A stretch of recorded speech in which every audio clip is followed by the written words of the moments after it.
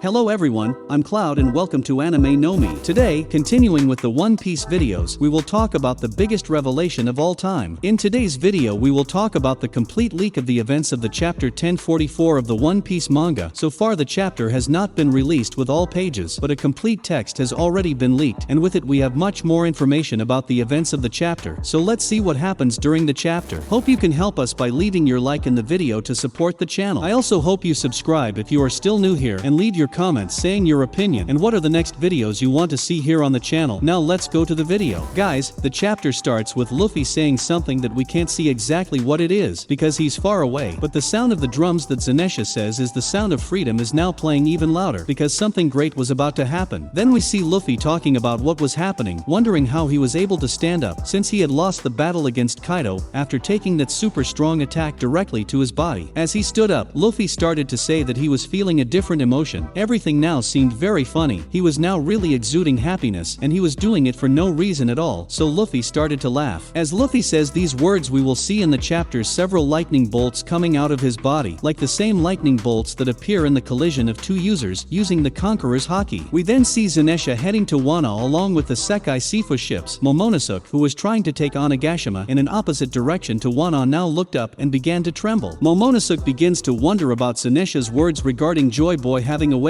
He wonders about who Joy Boy was. He wondered if Zenesha was talking about Luffy and did this while showing a frightened expression because he didn't know what was going on. Yamato also did not understand what was happening and also showed a little fear for what was happening there. Yamato then asks Momonosuke if these are really the words that Zenesha was saying because it was something impossible to believe. Then the scene changes to an area that is located in Onigashima's left hemisphere tower. Some is taking care of the injuries Sanji acquired during his fight against Queen. Sanji quickly gets up from where he was sitting, and that's because now he felt a presence coming from above Onigashima, a devastating presence dominating the skies of that place. Scared, he starts to look up without knowing what was really happening. Some seeing Sanji getting up quickly gets scared. She starts to ask what was going on. Meanwhile Sanji was speechless. He was starting to realize something large scale was happening. The only thing he can say now was the name of his captain, Luffy. On the main stage Luffy's allies were also feeling a large presence on the roof of Onigashima. They all look up to try to understand what it was that was happening. Hyogoro is the first to realize that it was Luffy who was emitting this presence. Marco, who was next to Nami and Tama, also feels that it was Luffy. He then says that Luffy was still breathing, comforting Nami and Tama, who were beside him crying because they believed Luffy had lost his life. Nami, amazed, asks Marco if Luffy was alive, while Tama, with many tears in her eyes, also asks him if Luffy was really alive. Soon after she calls him her brother. The scene then changes to the location of the World Nobles, Mary Geos, where we see the Gorosei inside the Hall of Authorities that is in Pangaea Castle. They continue to talk about the situation that was occurring in the Battle of Wano. One of the Gorosei wonders if it's worth losing one of their best agents to make Kaido angry. Then another of them answers yes, especially considering the future that this situation could lead to. Then the Gorosei who carries a sword says that the Sekai Sifu tried to keep the legendary fruit that had its name changed secret and tried throughout the ages to keep the fruit under their possession, but every time unforeseen circumstances arose and they always lost this fruit. This occurred between the 800 years. Another Gorosei then says that it's like that devil fruit runs away from them. No matter how they hold that fruit, at some point they always inevitably lose it. Then another Gorosei says that this is a possible thing to happen since Zoan fruits have their own wills because each one has a being, and this legendary fruit had the name of a god. Just as the Gorosei was about to say the real name of Gomu Gomu no Mi, another Gorosei interrupts him and completes his speech. The real name of the fruit Luffy owns is Hito Hito no Mi, a mythical Zoan fruit in the Nika model. We then see Luffy's silhouette with a full moon in the background. His silhouette resembles Nika's, but without carrying anything in his hands. We can see at this moment that Luffy was now smiling. As he laughed loudly, the drumming sound continued to come from his direction. The Gorosei still continued to talk while we still remain seeing the silhouette of Luffy's face laughing. We don't know if it is the same Gorosei that keep talking, but it is said that Luffy's body has the properties of rubber and he can fight any way he wants, making people smile wherever he goes. He is the warrior of liberation, also known as Nika, the sun god, the one who will bring hope to all. The awakening of this legendary fruit will give the rubber body even more strength and freedom. Gorosei complements the sentence by saying that the power that the Hito Hito no Mi model Nika gives to the user who can awaken this fruit is the most ridiculous power in the world, not in the sense of being a bad power, but an incredible power, giving the user various abilities. The scene changes to the treasure room on the second floor of Onigashima. Orochi is still trapped under the rubble while having the power of his fruit sealed. The conversation between Orochi Orochi and Hiyori still continues. Orochi tells her that he liked Oden and that he was used by Kaido. Trying to manipulate her, he tells them to run away together, but first she needed to get the needles out of him. Then Hiyori starts to say that her father kept his promise. He did everything to keep Wano safe. He went through several misdeeds because of Orochi and Kaido. Oden seriously believed in the promise they had made to him. Oden even lost his life in boiling oil just so they would keep their promise. Even going through all this, he still kept the smile on his face. We see a flashback between Oden and his daughter Hiyori, and we see her worried about her father, asking if he was alright, even with all the people criticizing him. Oden, with a big smile, says that it was alright because he had the people he loved by his side, and Hiyori, happy with this answer, says that she will be by his side forever. Back to the present, Orochi still tries to persuade her, saying that Oden really was a great samurai and as the current shogun of Wano, he would honor him, but Hiyori remains quiet while taking off her mask. When removing the mask, we see her crying while screaming of anger, saying that her name was Kazuki Hiyori. Meanwhile, she told Orochi to be silent. Orochi, hearing her words and seeing her face, gets completely scared. Hiyori says that even though she was starving in the abandoned factories, she lived proudly carrying the name of her father. She also says that Orochi should never be in the position of shogun even one day of his life, and because of him many people lost their lives. Orochi is completely frightened by Hiyori's words. He asks her if she won't do anything to him because revenge was not something popular these days. He also says that even if she took his life now, she and her companions still wouldn't have a chance to defeat Kaido. Suddenly a small version of the Kazenbo of Kanjuro appears, returning to where Orochi and Hiyori were. The Kazenbo was calling him Oroki-sama. Meanwhile, Orochi was not understanding what was happening. The Kazenbo of Kanjuro was saying that he had failed. Orochi then recognized that it was Kanjuro who was speaking. He then asked him to attack the woman that was in front of him, while saying that this was the luck of the strongest. Kanjuro's Kazenbo still continued to call Orochi's name, who still didn't understand anything since he was going towards him, so Kazenbo sets Orochi on fire. The scene returns again to Onigashima, where we see again the silhouette of Luffy with the full moon in the background. Luffy was saying that now he could do whatever he wanted. To him everything now seemed very fun, like this new transformation. He was saying that this was his final power. He named this power Gear 5. Back at the royal palace, a great wave of conquerors' haki came from the sky. Several lightning bolts of haki now flash across the top and easily knock out all of Kaido's subordinates, who begin to instantly fall to the ground. Kaido then looks up to the top with a slightly worried expression. He then shouts, asking what was up there. The ceiling starts to break and Luffy's arms emerge from the hole. Then the arms grab Kaido in his dragon form with great ease. Everyone present is shocked. Luffy pulls Kaido up as Kaido's eyes pop out like it's a cartoon. Luffy then takes him back to the top of Onigashima to continue the fight. Luffy then starts spinning Kaido's body endlessly, and again Kaido's eyes pop out. Luffy stops spinning him and starts throwing Kaido against the ground, doing this several times until Luffy releases the Yonko. Kaido gets up very weakly. Meanwhile, Luffy couldn't stop laughing. Kaido then surprised asks if Luffy was really alive, so he thanks him and unleashes a flaming attack in Luffy's direction. Luffy, who was laughing a lot, realizes the attack and screams. After that, he grabs the ground with his hand and turns it into rubber. Kaido's attack hits the ground but doesn't cause any destruction. Luffy pulls the ground again and causes Kaido's attack to come back towards the leader of the beast pirates. Then a big explosion occurs. At this point we see Luffy's full form in his Gear 5 transformation. He laughs again as Kaido gets up. Kaido then apologizes for earlier. He says he didn't mean to win like that. Then Luffy looks at Kaido with a determined look and a smile on his face and tells Kaido that it was okay and that it was time to end this battle. So that's how the chapter ends, with the last decisive battle of Luffy and Kaido. In the next one we will see the new power that Luffy got with his awakening, and we will also know who will be the winner of this conflict between Luffy and Kaido. Comment on what you thought about the full chapter leak. Thanks to all of you for watching the video to the end. I hope you enjoyed the content and information in today's video. We hope that we will always continue together talking about the news of the anime and the manga, so comment your doubts, news, or what you think will happen in the anime in the future. Also comment on the new videos you want to see here on the channel. We'll see you again in the next video. I'll wait for you here. Bye.